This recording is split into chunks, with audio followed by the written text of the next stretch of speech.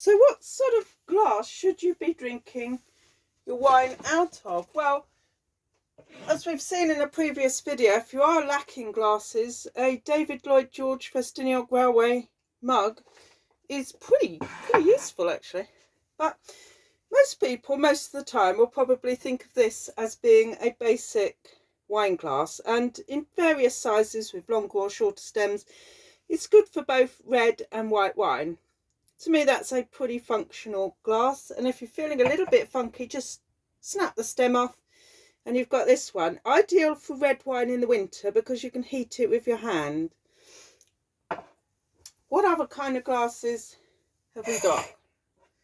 Now this is my favourite, and I call this a universal glass. It's good for red, white and rosé. Could do with a little bit of a polish. And I really like it because the wine opens out in the wider bowl, but it's having to work to bring the nose up through the slightly narrowed top. So that's really nice. Let's slosh a bit of red in there. Don't put too much in, just, you know, plenty of room to swirl the wine. You've got to get oxygen into the wine to give it a chance to breathe, or to allow you to, you know, get the nose and the various nuances of flavour. That's the 2012 Chateau Piguerol from Bordeaux.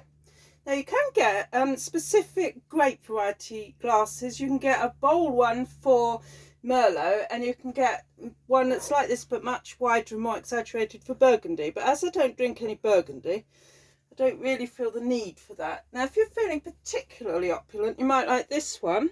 That's my glass, which adequately fits an entire can of Guinness. I tend to leave the labels on until they fall off. And again, if you want to go stemless with that one, I absolutely love this one for cider as well as wine. Now to go a little bit more fancy, we've got this sort of glass, which I think personally is absolutely brilliant for Riesling. And you can see it's very carefully crafted crystal. A little bit more pricey. Might be a good idea to leave this one in the box most of the time so you don't kind of break it.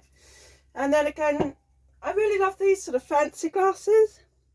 I think that's really nice for the summer outside. So I always use that for rosé or white and never for red. That's just my personal preference there.